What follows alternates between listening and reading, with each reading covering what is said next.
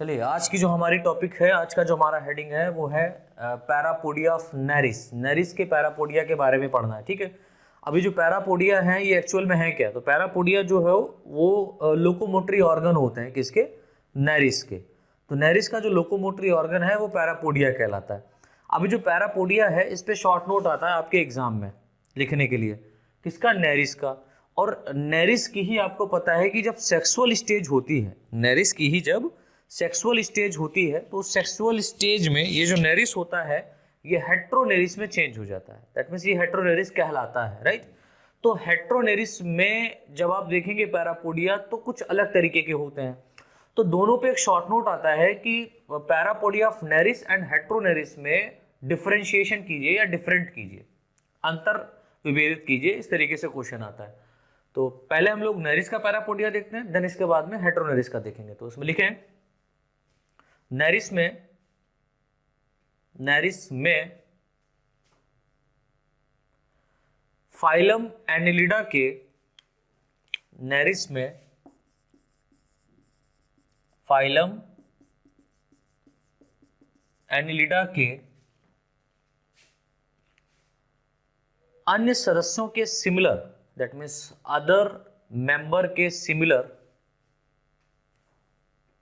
अन्य सदस्यों के सिमिलर बॉडी के प्रत्येक सेगमेंट, बॉडी के प्रत्येक सेगमेंट, बॉडी के प्रत्येक सेगमेंट यानी कि हर एक जो खंड है इसका, बॉडी के प्रत्येक सेगमेंट किसे छोड़ करके, ब्रैकेट में लिख दो फाइजीडियम और पेरिस्टोमियम, ब्रैकेट में लिख दो फाइजीडियम एंड पेरिस्टोमियम, फाइजीडियम एंड पेरिस्टोमियम, ठीक है। बॉडी के प्रत्येक सेगमेंट फाइजीडियम और पेरिस्टोमियम के अलावा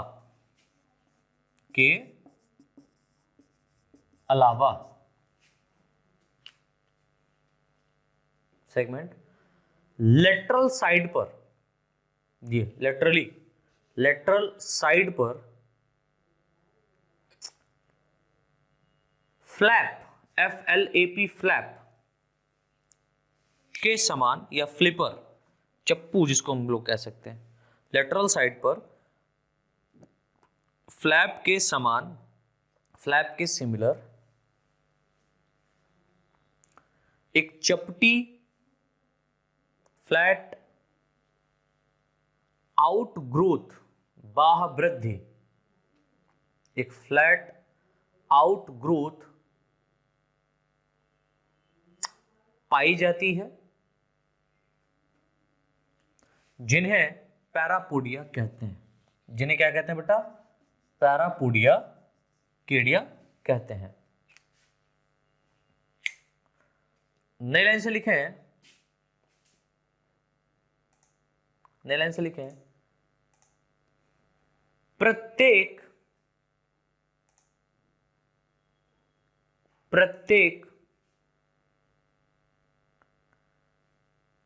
पैरापोडिया का डॉर्सल पार्ट, डॉर्सल पार्ट मतलब पार्श्व, वेंट्रल आगे वाला होता है, डॉर्सल पीछे वाला, दैट मीन्स पीछे वाला भाग, नोटोपोडिया, जो डॉर्सल पार्ट है उसमें नोटोपोडिया होगा, नोटोपोडिया, NOTOPODIA, नोटोपोडिया, तथा वेंट्रल पार्ट,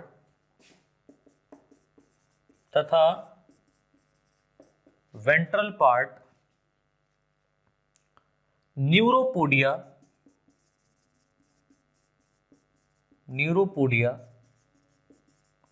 कहलाता है,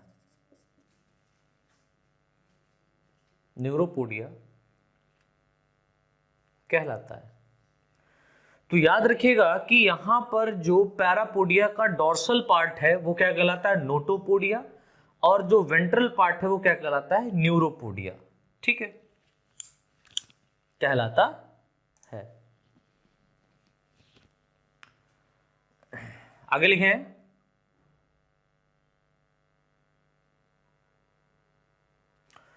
पैरापोडिया के दोनों भाग,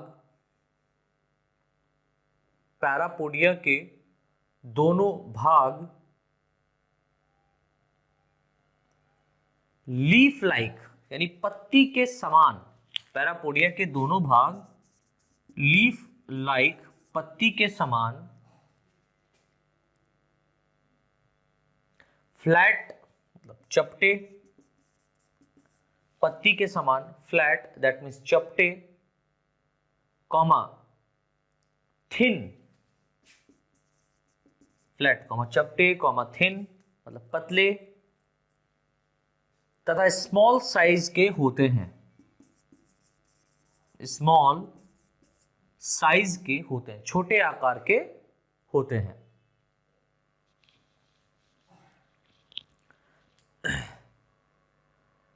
इसका डॉर्सल व वेंट्रल पार्ट, अगर हम इसके डॉर्सल और वेंट्रल पार्ट की बात करें, इसका डॉर्सल व वेंट्रल पार्ट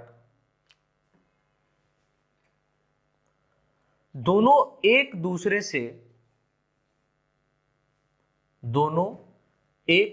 से डिवाइड रहते हैं, विभाजित रहते हैं, दोनों एक दूसरे से विभाजित रहते हैं।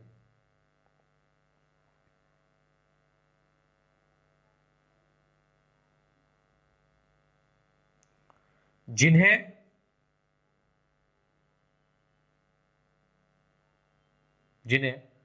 सस्पेंसरी लिग्यूली तथा इंफीरियर लिग्यूली, जिन्हें सुपीरियर लिग्यूली, ये थोड़ा सा स्पेलिंग सही कर लीजिएगा, सुपीरियर लिग्यूली LIGULAE लिग्यूली तथा इंफीरियर लिग्यूली कहते हैं। ये दोनों पार्ट एक दूसरे से डिफरेंट रहते हैं, अलग रहते हैं, जिस कारण इन्हें सस्पेंसरी तथा इंफीरियर लिग्यूली या सुपीरियर तथा इंफीरियर लिग्यूली कहते हैं।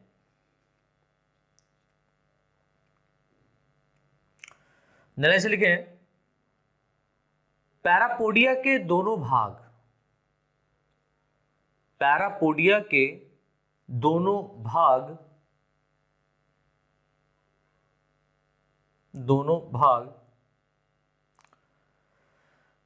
एक सिलिंड्रिकल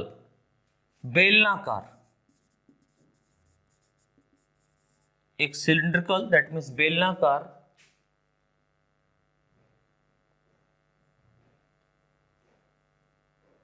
आउटग्रोथ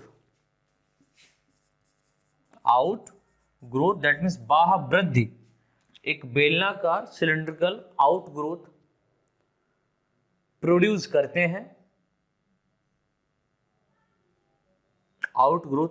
करते हैं, जिसे सिरस कहते हैं, CIRRUS, जिसे सिरस कहते हैं।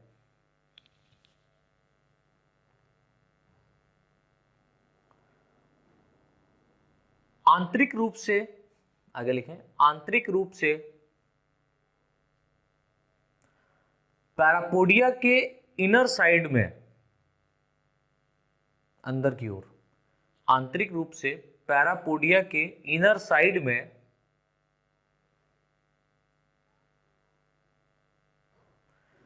काइटिन द्वारा प्रोड्यूस, काइटिन एक हार्ड सब्सटेंस होता है, आंतरिक रूप से पैरापोडिया के इनर साइड में काइटिन द्वारा प्रोड्यूस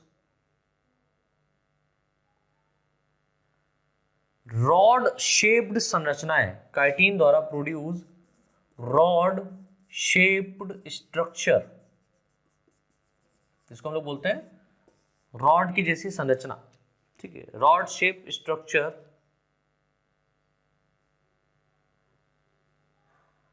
स्थित रहता है,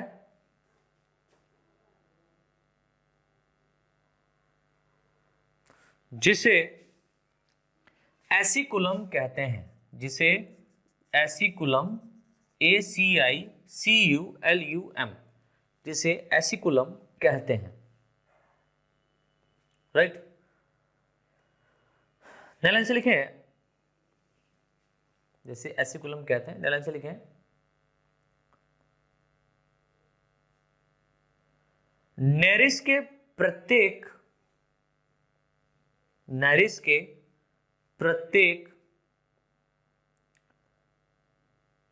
पैरापोडिया के अगले सिरे पर, एंटीरियर एंड पर, नेरिस में प्रत्येक पैरापोडिया के एंटीरियर एंड पर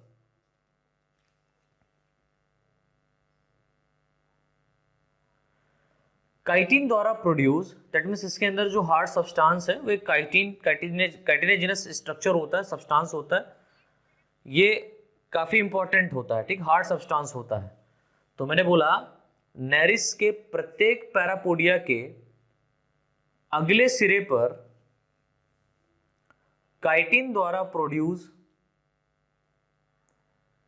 संरचनाओं का एक समूह, दैट मीन्स स्ट्रक्चर्स का एक ग्रुप, संरचनाओं का एक समूह, ग्रुप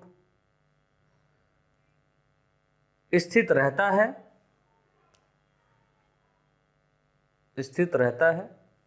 जिसे सीटी कहते हैं, SETAE, जिसे सीटी कहते हैं।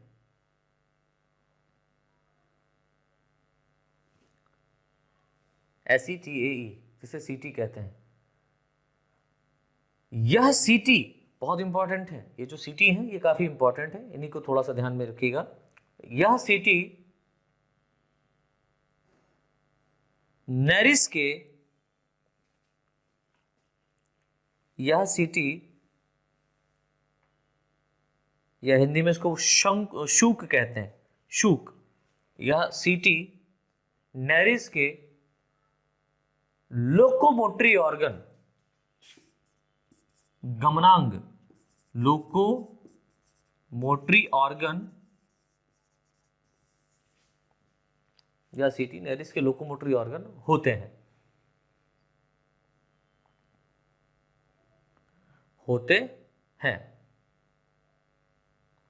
जो नेरिस को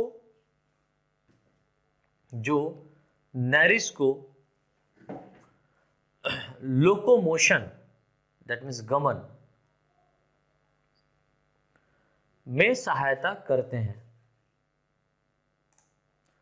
जो नेरिस को लोकोमोशन, दैट मीन्स गमन में सहायता करते हैं।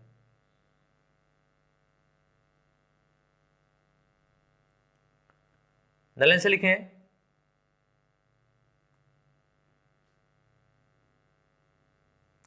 नेरिस के पैरापोडिया, यानी कि जो नेरिस के पैरापोडिया है, इनका मेन फंक्शन क्या हो गया? तो मेन फंक्शन क्या हुआ? लोकोमोशन कराना। नेरिस के पैरापोडिया लोकोमोशन व रेस्पिरेशन, ये भी दोनों पॉइंट लिख लीजिएगा। नेरिस के पैरापोडिया लोकोमोशन व रेस्पिरेशन, श्वसन, लोकोमोशन व रेस्पिरेशन दोनों में सहायता करते हैं, दोनों में सहायता करते हैं। तो यहां पर जो पैरापोडिया ऑफ नेरिस है उसके बारे में हम लोग थोड़ा सा समझ लेते हैं। दैट मीन्स इसके डायग्राम को हम लोग थोड़ा सा ड्रॉ कर लेते हैं, फिर उसके बारे में समझते हैं। चलिए, तो इस तरीके से हम लोगों ने यहाँ पर डायग्राम देखा है। ये जो डायग्राम बना हुआ है ये एक्चुअल में पैरापोडिया ऑफ नेरिस है। क्या है बेटा? Parapodia of nereis. इसमें वेंट्रल और डॉर्सल सरफेस जो है देखने को मिलती है। तो इस साइड में जो आपको देखने को मिल रहा है ये वाला रीजन कहलाता है डॉर्सल सरफेस, या इसको हम लोग यहाँ पर ये जो स्ट्रक्चर आपको दिख रहा है उभारनुमा रचना, इसको हम लोग बोलते हैं डॉर्सल सिरस। क्या बोलते हैं इसको? डॉर्सल सिरस। और यहाँ पर ये जो स्ट्रक्चर आपको दिख रहा है, ये दिख रहा है, इसे बोलते हैं वेंट्रल सिरस। क्या बोलते हैं? वेंट्रल सिरस, राइट। तो ये हम कह सकते हैं इधर वाला रीजन वेंट्रल है, इधर वाला रीजन डॉर्सल है। इतना समझ में आया? अब अगर आप इसके सेंट्रल में देखें तो एक डार्क स्ट्रक्चर आपको दिखाई दे रहा है, रेड कलर का, सॉरी ब्लू कलर का, जो यहां से बिल्कुल ऊपर की ओर जा रहा है, इसके बेस से ऊपर की ओर जा रहा है। ठीक है, ये जो स्ट्रक्चर है इस स्ट्रक्चर को हम लोग बोलते हैं एसिकुलम। क्या बोलते हैं? एसिकुलम। और एसिकुलम में आप देख रहे हैं इसके बेस पर, आधार पर जो रेड कलर का स्ट्रक्चर, इसको हम लोग बोलते हैं एसिकुलर मसल्स। इसको हम लोग क्या बोलते हैं? एसिकुलर मसल्स। ठीक है, एसिकुलर मसल्स। अब आप देखें कि जो डॉर्सल सिरस, इस डॉर्सल सिरस में ये वाला जो रीजन है, इसको हम लोग बोलते हैं नोटोपोडिया, दैट इज कॉल्ड नोटोपोडिया। आपको पता है जो नोटोपोडिया होता है वो डॉर्सल सरफेस पर होता है, और जो न्यूरोपोडिया होता है वो किधर होता है? वेंट्रल सरफेस पर। तो इस साइड में पाया जाएगा न्यूरोपोडियम या न्यूरोपोडिया, न्यूरोपोडिया, राइट। इस साइड में नोटोपोडिया, इस साइड में न्यूरोपोडिया। अगर आप ऊपर की तरफ जाएं तो यहां पर आपको सुपीरियर और इंफीरियर लिग्यूली देखने को मिलते हैं। तो जो सुपीरियर लिग्यूली है वो कहां पर मिलेगी आपको? तो ये वाला जो स्ट्रक्चर है, ये वाला ऊपर की तरफ, तो ऊपर की तरफ जो पाया जा रहा है इसको हम लोग बोल रहे हैं सुपीरियर लिग्यूली। ये डॉर्सल सुपीरियर लिग्यूली है, सुपीरियर लिग्यूली, और ये वेंट्रल सुपीरियर लिग्यूली है इस साइड में। ये जो साइड में है, इस साइड में ये क्या है? वेंट्रल सुपीरियर या वेंट्रल सुपीरियर लिग्यूली हम कह सकते हैं, और ये क्या है? डॉर्सल। ठीक है, डॉर्सल और वेंट्रल। अब अगर हम लोग यहां पर एक और चीज देखें, एक और बात करें, तो यहां पर आप देख सकते हैं ये वाला डॉर्सल सुपीरियर लिग्यूली है, और ये वाला इंफीरियर सुपीरियर लिग्यूली, सुपीरियर लिग्यूली। और ये अगर आप देखें तो नीचे की तरफ जो पाए जा रहे हैं, ये नीचे की तरफ जो है इसको हम लोग बोलते हैं इंफीरियर, इंफीरियर लिग्यूली, इंफीरियर लिग्यूली, राइट। तो नीचे की तरफ क्या पाया जा रहा है? इंफीरियर लिग्यूली। अगर आप देखें तो यहां पर जो लिग्यूली, जो आपको स्ट्रक्चर्स दिखाई दे रहे हैं, राइट, इन लिग्यूलीज में आप देख रहे हैं कि जो यहां पर एसिकुलम ऊपर की तरफ गया है, इस एसिकुलम से बहुत सारी संरचनाएं, थिन संरचनाएं, फ्लैट थिन चपटी संरचनाएं बाहर की ओर डेवलप हो रही हैं। ठीक है, इन स्ट्रक्चर्स को हम लोग बोलते हैं सीटी। इन स्ट्रक्चर्स को क्या नाम दिया गया है? इन स्ट्रक्चर्स को नाम दिया गया है सीटी। तो सीटी क्या है? ये एक लोकोमोटरी ऑर्गन का काम करता है नेरिस के अंदर। लोकोमोटरी ऑर्गन का काम करता है किसके अंदर बेटा? नेरिस के अंदर काम करता है। दैट मीन्स ये जो सीटी है ये एकदम चप्पू, फ्लिपर के सिमिलर काम करेगा। चप्पू जिस तरीके से चलाते हैं, नाव में बैठ करके चप्पू चलाते हैं, बिल्कुल उसी तरीके से ये भी क्या करेंगे? चप्पू की तरह चलेंगी, लोकोमोट करेंगी। और जो नेरिस है वो क्या करेगा? लोकोमोशन, या हम कह सकते हैं स्विमिंग करेगा। कहाँ? वाटर के अंदर। और आपको पता है मैराइन वाटर में पाया जाता है, स्पेशली मैराइन में पाया जाता है कौन? नेरिस। तो ये जो स्ट्रक्चर आप यहां पर देख रहे हैं, ये एक्चुअल में स्ट्रक्चर है पैरापोडिया ऑफ नेरिस का। ठीक है, किसका स्ट्रक्चर है? Parapodia of Nereis. देन इसके बाद में आपका एक और हेडिंग पड़ेगी, वो है पैरापोडिया ऑफ हेट्रोनेरिस। तो हेडिंग डाल दीजिए पैरापोडिया ऑफ हेट्रोनेरिस, ये भी आपका इंपॉर्टेंट है, और क्वेश्चन इस पे भी आपका पूछा जाता है शॉर्ट आंसर में। या तो दोनों को एक साथ में रिलेट करके डिफरेंट पूछा जाएगा कि दोनों में डिफरेंट बताइए क्या है, हेट्रोनेरिस के पैरापोडिया में और नेरिस के पैरापोडिया में डिफरेंस क्या है, या हेट्रोनेरिस का पैरापोडिया अलग से ही पूछा जा सकता है शॉर्ट आंसर में, या नेरिस का पैरापोडिया अलग से पूछा जा सकता है शॉर्ट आंसर में। तो हम लोग यहाँ पर शॉर्ट आंसर देख लेते हैं और डिफरेंशिएशन अपने आप यहाँ पर आपको देखने को मिल जाएगा। तो अब जो हमारी नेक्स्ट हेडिंग पड़ेगी वो क्या पड़ेगी? Parapodia of Heteronereis. लिखें इसमें, नेरिस की सेक्सुअल स्टेज, नेरिस की सेक्सुअल स्टेज हेट्रोनेरिस, हेट्रोनेरिस कहलाती है। जो इसकी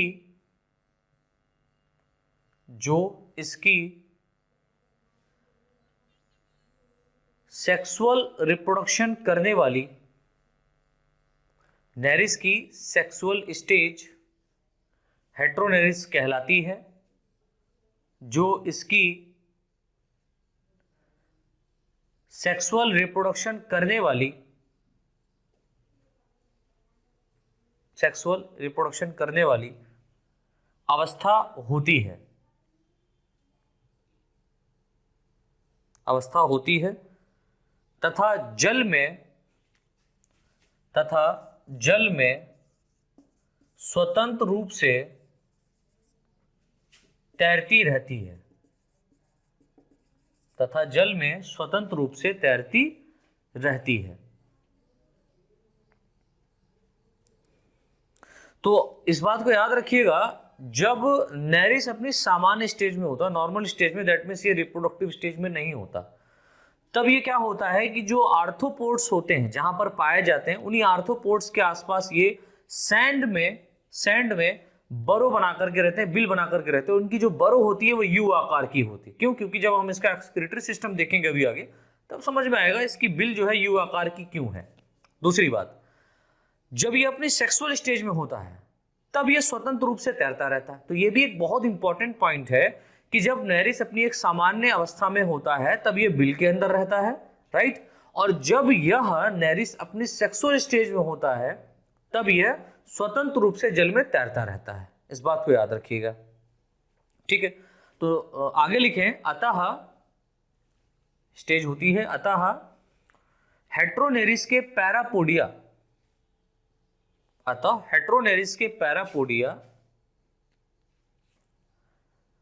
नेरिस के पैरापोडिया के कंपैरिजन में, तुलना में, हेट्रोनेरिस के पैरापोडिया नेरिस के पैरापोडिया के कंपैरिजन में अलग होते हैं, डिफरेंट होते हैं,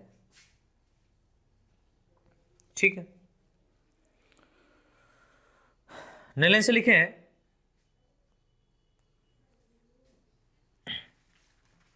अलग होते हैं, नए लाइन से लिखें,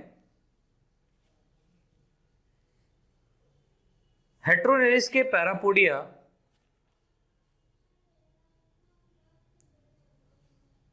वाटर में, हेट्रोनेरिस के पैरापोडिया वाटर में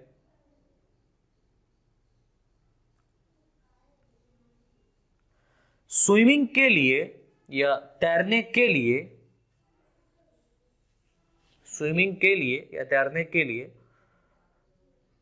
पूर्ण रूप से, दैट मीन्स कंप्लीटली अनुकूल, फेवरेबल, कंप्लीटली फेवरेबल होते हैं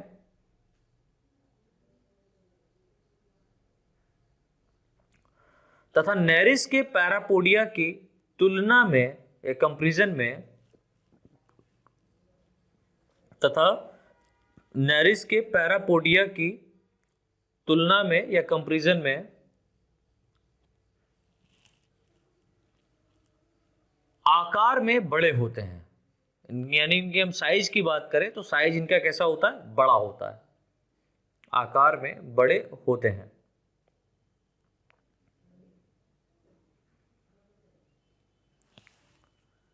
नए से लिखे हैं, हेट्रोनेरिस के पैरापोडिया, हेट्रोनेरिस के पैरापोडिया थिन मतलब पतले, थिन कॉमा लीफ लाइक होते हैं, थिन कॉमा लीफ लाइक होते हैं, जिसमें हाईली डेवलप, अत्यधिक रूप से विकसित, जिसमें हाईली डेवलप्ड, जिसमें हाईली डेवलप्ड, अत्यधिक रूप से विकसित प्रकार का, बहुत इंपॉर्टेंट है, हाईली डेवलप्ड, अत्यधिक रूप से विकसित प्रकार का vascular system, vascular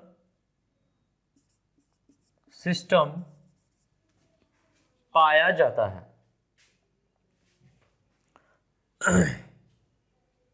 vascular system पाया जाता है, that means blood vascular system कह सकते हैं, ठीक है। वैस्कुलर सिस्टम पाया जाता है। आगे लिखें, हेट्रोनेरिस के पैरापोडिया,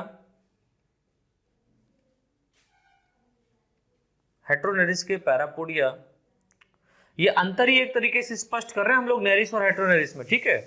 तो हेट्रोनेरिस के पैरापोडिया नेरिस के पैरापोडिया के कंपैरिजन में, नेरिस के पैरापोडिया के कंपैरिजन में रेस्पिरेशन की प्रोसेस में अधिक सहायता प्रदान करते हैं, रेस्पिरेशन की प्रोसेस में अधिक सहायता प्रदान करते हैं।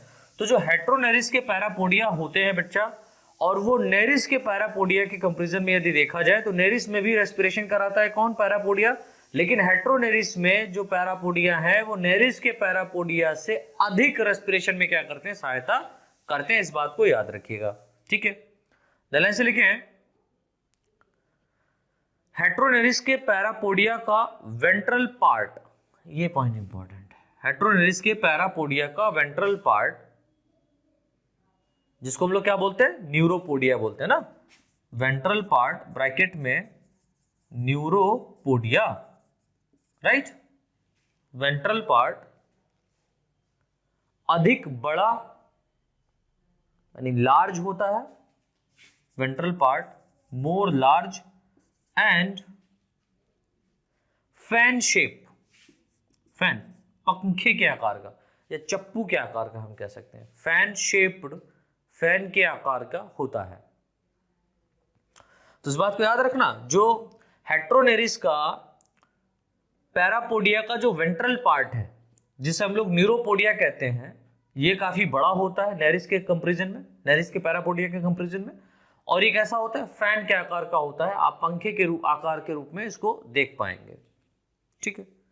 आगे लिखें, आगे लिखें, हेट्रोनेरिस के पैरापोडिया के वेंट्रल व डोर्सल पार्ट में या डोर्सल पार्ट से, हेट्रोनेरिस के पैरापोडिया के वेंट्रल व डोर्सल पार्ट से, वेंट्रल व डोर्सल पार्ट से डेवलप होने वाले सिरस, डेवलप होने वाले सिरस हाईली, अत्यधिक लार्ज, हाईली लार्ज व लॉन्ग होते हैं, लंबे होते हैं, अत्यधिक लंबे व बड़े होते हैं, जो डोर्सल व वेंट्रल सिरस के रूप में, ठीक है, जो डोर्सल व वेंट्रल सिरस के रूप में होते हैं, जो डोर्सल व वेंट्रल सिरस के रूप में होते हैं। लाइन से लिख लें, न्यूरोपोडिया व नोटोपोडिया, न्यूरोपोडिया वेंट्रल सरफेस पे पाया जाता है, नोटोपोडिया डोर्सल सरफेस पर पाया जाता है। तो न्यूरोपोडिया व नोटोपोडिया की सरफेस पर, नोटोपोडिया की सरफेस पर पाए जाने वाले सीटी या स्थित सीटी, शूक जिसको हिंदी में कहते हैं, अत्यधिक लार्ज साइज, अत्यधिक लार्ज साइज, यानी कि यहां पर हेट्रोनेरिस में सब कुछ बढ़ जाता है, ठीक है। चाहे सीटी की बात करें, चाहे सिरस की बात करें, चाहे वेंट्रल सरफेस के न्यूरोपोडिया की बात करें, किसी की बात करें, ये क्या कर जाते हैं, साइज में ग्रोथ कर जाते हैं। दैट मीन्स हेट्रोनेरिस भी क्या करता है, अपने साइज में ग्रोथ करता है ना। तो जब हेट्रोनेरिस भी साइज में ग्रोथ करेगा तो नेरिस के जितने, सॉरी, हेट्रोनेरिस के जितने भी पार्ट है, नेरिस के जितने भी पार्ट है, वो भी साइज में ग्रोथ कर जाएगा डेफिनेटली। तो जो सीटी होता है वो लार्ज साइज, बड़े आकार का, लार्ज साइज व और शेप, OAR, और शेप, और शेप होती है, लार्ज साइज व और शेप होती है। ये इसकी कुछ खास बात है, ठीक है, और शेप होती है। लाइन से लिखे हैं, हेट्रोनेरिस के पैरापोडिया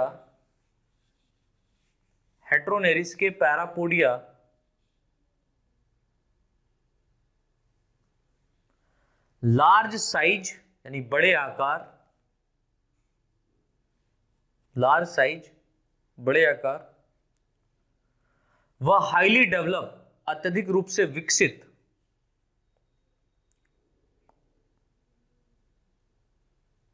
होने के कारण इसे, किसे, हेट्रोनेरिस को ना, हेट्रोनेरिस की तो बात हो रही है, इसे तैरने में अधिक सहायता प्रदान करते हैं। इसे तैरने में यानी कि स्विमिंग करने में अधिक सहायता या अधिक रूप से सहायता प्रदान करते हैं। तो यहां पर हम लोगों ने नेरिस का पैरापोडिया देखा था। अब हम लोग थोड़ा सा हेट्रोनेरिस का पैरापोडिया देख लेते हैं, डायग्राम बना करके समझ लेते हैं। तो यहाँ पर जो ड्रा हो चुका है ये क्या है, हमारा पैरापोडिया ऑफ हेट्रोनेरिस। तो पैरापोडिया ऑफ हेट्रोनेरिस आप देख सकते हैं कुछ डिफरेंट है नेरिस के पैरापोडिया के सिमिलर, राइट। तो अगर हम उसके कंपेरिजन की बात करें नेरिस के पैरापोडिया और हेट्रोनेरिस के पैरापोडिया, तो आप देख सकते हैं दोनों में जमीन आसमान का फर्क लग रहा है। क्यों? क्योंकि जो नेरिस का पैरापोडिया होता है वो कंप्रेस्ड होता है, पतला होता है, छोटा होता है, कोई दिक्कत नहीं होती, राइट। लेकिन यहाँ पर अगर हम लोग इसके पैरापोडिया को देखें तो नेरिस जो होता है वो अपनी सेक्सुअल स्टेज में, हेट्रोनेरिस दैट मींस अपने साइज में ग्रोथ करता है। जब वो साइज में ग्रोथ करता है तो डेफिनेटली उसके पैरापोडिया में भी क्या होता है, ग्रोथ हो जाता है। अब यहाँ पर आप देखें अगर इसके डोर्सल और वेंट्रल सरफेस की बात करें तो डोर्सल रीजन में यहाँ पर जो डोर्सल सिरस है ये कुछ इस तरीके से आपको दिखाई दे रहा है, काफी लार्जर दिखाई दे रहा है डोर्सल सिरस। डोर्सल सिरस काफी बड़ा हो गया है। यहाँ पर वेंट्रल सिरस ये कुछ इस तरीके से दिखाई दे रहा है। इसके सीटी काफी बड़े हो गए हैं in comparison to parapodia of nereis, right. Nereis के पैरापोडिया के कंपेरिजन में काफी लार्जर दिखाई दे रहे हैं। इसका जो एसिकुलर है, ठीक है, एसिकुलम जो है ये ऊपर की ओर देख रहे हैं काफी बड़ा हो गया है एसिकुलम। और एसिकुलम जहां पर जाकर के खुल रहा है, ठीक है, यहाँ पर भी ये इसने काफी चेंजेस किए हैं। यहाँ पर भी ये जाकर के क्या होते हैं, काफी चेंजेस करते हैं और यहाँ पर एसिकुलम से ही क्या निकलते हैं, सीटी फॉर्मेट हो जाते हैं, निकल जाते हैं, राइट। तो उसके बाद हम लोग यहाँ पर इसके अगर डोर्सल रीजन में देखें तो इसका जो नोटोपोडिया होता है ये कुछ इस तरीके से आपको दिखाई देता है। नोटोपोडिया काफी बड़ा हो गया इससे, राइट। अगर न्यूरोपोडिया को देखें तो न्यूरोपोडिया भी काफी बड़ा हो गया है वेंट्रल साइड में जो पाया जाता है न्यूरोपोडिया, ठीक है। और यहां पर एक खास बात यह है कि जो डोर्सल सिरस है ये काफी लार्जर होकर के ये फोलियोसिलस आउटग्रोथ को क्या करता है, डेवलप कर देता है, ठीक है। फोलियोसिलस आउटग्रोथ को क्या करता है बच्चा, डेवलप करता है।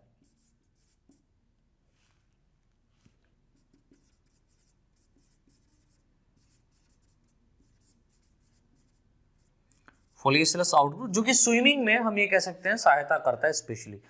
तो यहाँ पर ये ज्यादा सारा का सारा स्ट्रक्चर में आप देख रहे हैं जो सीटी है, सीटी लोकोमोटरी ऑर्गन है, राइट। तो जो सीटी लोकोमोटरी ऑर्गन है, तो ये जो लोकोमोटरी ऑर्गन है ये नेरिस के पैरापोडिया के कंपेरिजन में बड़ा हो गया है। जब ये नेरिस के पैरापोडिया के कंपेरिजन में बड़ा हो गया है तो जाहिर सी बात है इसमें स्विमिंग में सबसे ज्यादा जो सहायता प्रदान करेगा वो सीटी कराएगा। और इसीलिए आप देखते हैं कि जो सेक्सुअल स्टेज होती है नेरिस की ये तैरती ही रहती है, ठीक है। आप देखेंगे अगर इसकी सेक्सुअल स्टेज को यूट्यूब पे सर्च करेंगे, सेक्सुअल स्टेज ऑफ हेट्रोनेरिस या नेरिस की सेक्सुअल स्टेज आप सर्च करें तो वहां पर स्विमिंग जो है वो करता रहता है। क्यों करता रहता है स्विमिंग? क्योंकि भाई इसको बरों में नहीं रहना है और अपने प्रोजेनी को क्या करना है, बाहर निकालना है। जब इसका रिप्रोडक्टिव सिस्टम देखेंगे तो वहां पर समझेंगे, राइट। तो इस तरीके से हमारा हो गया पैरापोडिया ऑफ हेट्रोनेरिस। आप इसका स्क्रीनशॉट ले लो।